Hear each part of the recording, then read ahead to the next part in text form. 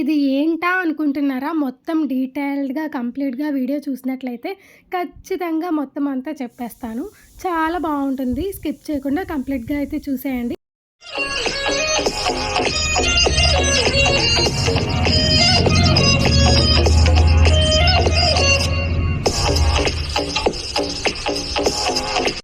Hi అండి. ఎలా ఉన్నారు? Welcome back to my channel. It's మీ ప్రియారం. ఈరోజు వీడియోలో ఏంటంటే ఢిల్లీ నుంచి రిటర్న్ జర్నీ అనమాట వ్లాగ్. చాలా బాగుంటుంది. ఇంకా కొత్త కొత్తవి కూడా మేము చూసామన్నమాట. అండ్ అవి కూడా మీకు స్కిప్ చేయకుండా వీడియో అంతా కంప్లీట్గా చూసినట్లయితే నేను క్లారిటీగా చెప్పేస్తాను. అలాగే మొత్తం మీకు కూడా క్లారిటీ వచ్చేస్తుంది. అండ్ ఇప్పుడు వచ్చేసి మేము స్టార్ట్ అయ్యామన్నమాట ఇంటి నుంచి. అరౌండ్ 5 అవుతుంది ఆ టైంకి. అండ్ చాలా ట్రబుల్ అయిపోయిందండి అసలు ఆ ఫ్లైట్ జర్నీ అంటే ఓకే అనిపిస్తుంది కానీ ఢిల్లీ నుంచి రిటర్న్ ఫ్లైట్ జర్నీ మటుకు చాలా ట్రబుల్ అయిపోయింది. బాగా ఇబ్బంది పడ్డాము. ఎందుకు ఏంటి అన్నది చెప్పేస్తాను. ఇప్పుడైతే మనం ఎయిర్పోర్ట్కి అయితే వెళ్ళిపోతున్నాం అనమాట. సో మార్నింగ్ మాకు 7కి ఫ్లైట్ అండి. సో మార్నింగ్ 7కి ఫ్లైట్ అయితే 5కి స్టార్ట్ అయిపోయామన్నమాట మేము. అంటే మనకి చెకింగ్స్ అవి ఇవి చాలా ఉంటాయి కదా లోపల ప్రాసెస్. అంటే మళ్ళీ 2 అవర్స్ ముందు వెళ్ళి నుంచోవాలి కదా. సో అందుకని చెప్పి ఇంకా స్టార్ట్ అయిపోయామన్నమాట. అండ్ ఇంటి దగ్గర నుంచి కూడా దగ్గరే ఒక 30 మినిట్స్ అలా పడుతుందన్నమాట. సో ఎయిర్పోర్ట్కి అయితే వచ్చేసాము. అంతా అయిపోయింది. వాళ్ళు కూడా బాయ్ చెప్పేస్తున్నారు. మరిది గారు అండ్ చెల్లి ఇద్దరు కూడా బాయ్ చెప్పేశారు. అంతా అయిపోయిందనమాట. సో లోపలికి వెళ్ళిన తర్వాత ఒక మంచి ట్విస్ట్ అయితే జరిగిందండి. 7కి కదా మాకు ఫ్లైట్. సో ఫ్లైట్ అనేది లోపలికి వెళ్ళిన తర్వాత చెకింగ్స్ అవి ఇవి చాలా ఉంటాయి కదా అని చెప్పి ఫాస్ట్గానే వెళ్ళామన్నమాట లోపలికి. సో ఫాస్ట్గా వెళ్ళిన తర్వాత అక్కడ ఏం జరిగిందంటే ఫస్ట్ అయితే ఈ వీడియో ఎవరైనా కొత్తగా చూస్తున్నట్లయితే ఖచ్చితంగా లైక్ చేయండి, షేర్ చేయండి, కామెంట్ చేయండి అండ్ సబ్స్క్రైబ్ అయితే మస్ట్ అండ్ షుడ్ అనమాట. లోపలికి వెళ్ళిపోయిన తర్వాత ఏం జరిగిందంటే 7కి కదా మనకి ఫ్లైట్. సో 7కి కాస్త 10కి డిలే అయ్యిందనమాట. సో నేనేమనుకున్నాను అంటే 7కి ఫ్లైట్, 10కి చెన్నైలో ఉంటాము, రీచ్ అయిపోతాము. సో 10కి ఇంటికి వెళ్ళిన తర్వాత ఇంకా టిఫిన్ అది పెడదాము సాధ్వికి, ఫ్లైట్లో వద్దులే అని చెప్పి అనుకున్నాం అనమాట. సో 10కి ఎలాగో రీచ్ అయిపోతాం కదా అని చెప్పేసి అనుకున్నాము. అండ్ మా వారు కూడా 10కి ఎలాగో వచ్చేస్తాను కదా, ఆఫీస్కి వెళ్ళిపోతాను నేను అని చెప్పారనమాట. బట్ మొత్తం రివర్స్ అయిపోయిందనమాట. అసలు అనుకోకుండా మొత్తం ఎలా జరిగిందంటే 7కి ఫ్లైట్ కాస్త 10కి డిలే అయ్యింది. సో 10కి మనకి వచ్చిందనమాట ఫ్లైట్. సో 10కి వచ్చిన తర్వాత ఏం జరిగిందంటే 1:30 ఆ టైంకి అయితే రీచ్ అయ్యామండి మేము. 10 నుంచి 1:30కి. కానీ ఏంటంటే ఇంకా ఆకలిగా ఉంటుంది కదా చిన్న పాపకి. మరి సాధ్వి చిన్నది బాగా, మనమైతే ఓర్చుకుంటాము. సాధ్వి ఎలాగో అప్పటికే నాకు కూడా చాలా ఆకలేసింది. సో అందుకని చెప్పి ఇంకా ఎయిర్పోర్ట్లో 10కి కదా డిలే కదా ఫ్లైట్ అని చెప్పి ఎయిర్పోర్ట్లో తిన్నామన్నమాట. సో ఇంకా చాలా బెటర్. చెన్నై ఎయిర్పోర్ట్లో అయితే అసలు ఏమీ లేవండి. ఓన్లీ బర్గర్స్, పిజ్జాస్ అవి మాత్రమే ఉన్నాయి. బట్ ఢిల్లీ ఎయిర్పోర్ట్లో ఏంటంటే మొత్తం ఆల్ వెరైటీస్ అయితే ఉన్నాయన్నమాట.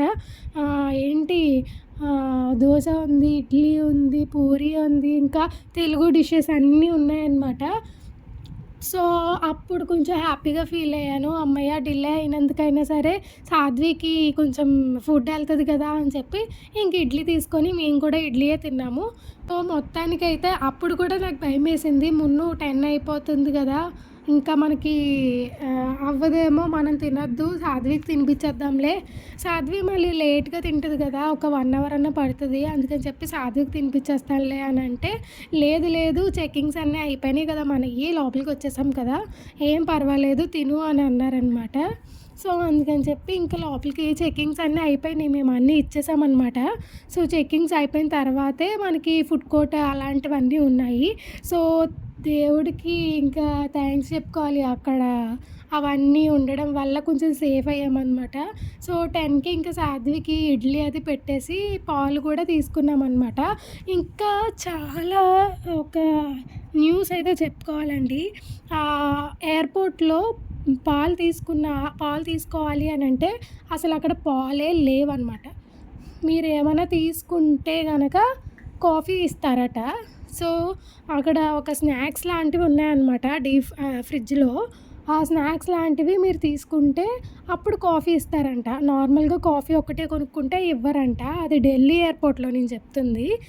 సో, మాకైతే అలాగే చెప్పారు. ఏమన్నా తీసుకుంటేనే ఇస్తాము లేకపోతే ఇవ్వము అని చెప్పి.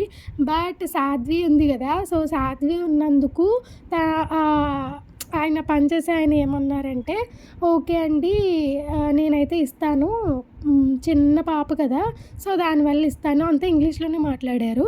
చిన్న పాప కదా! దానివల్ల అయితే ఇచ్చేస్తాను. నో ప్రాబ్లమ్ అని చెప్పి కెమెరా వైపు రాకుండా కొంచెం లోపలికి రండి అని చెప్పారనమాట.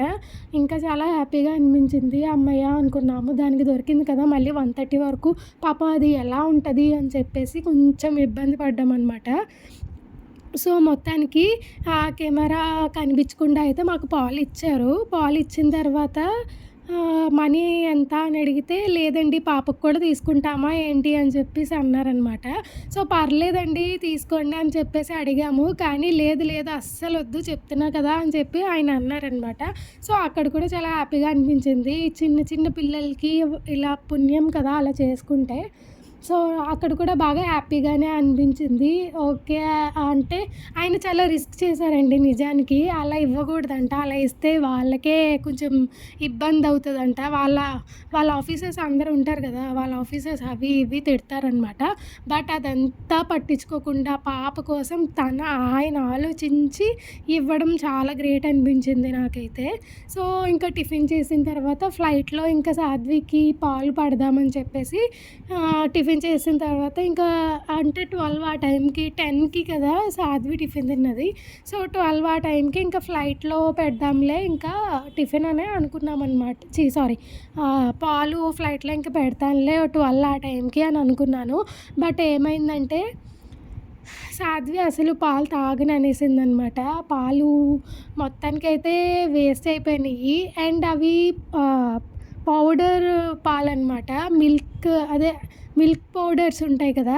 సో, మిల్క్ పౌడర్స్ పాలనమాట. సో, దానివల్ల సాధ్వికి ఏమన్నా టేస్ట్ మారి వద్దందో ఏమో తెలీదు. మొత్తానికైతే వద్దనేసింది. అందుకని చెప్పి ఇంకా లైట్ తీసుకొని బిస్కెట్స్ ఉన్నాయి నా దగ్గర. సో, బిస్కెట్స్ అయితే పెట్టేసామనమాట. సో, బిస్కెట్స్ అయితే ఎప్పుడూ ఉంటాయండి నా దగ్గర. ఎప్పుడూ లేకుండా అయితే ఉండవు. సాధ్వి ఎప్పుడు అడుగుతుందో తెలీదు. అందుకని చెప్పి ఇంకా బిస్కెట్స్ అయితే నా హ్యాండ్ బ్యాగ్‌లో ఎప్పుడూ క్యారీ చేస్తూనే ఉంటాను. నార్మల్‌గా ఇంట్లో ఉన్నా సరే హ్యాండ్ బ్యాగ్‌లో ఒక బిస్కెట్ ప్యాకెట్ అలా పడేస్తాననమాట.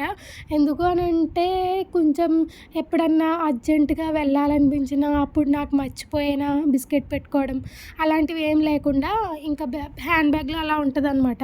ఒకవేళ 1 డేకి 2 డేస్‌కి ఇంకా వెళ్ళలేదు అనంటే ఆ బిస్కెట్ ప్యాకెట్ తీసేసి వేరేది పెడుతూ ఉంటాను. అలా మార్చుతూ ఉంటాననమాట.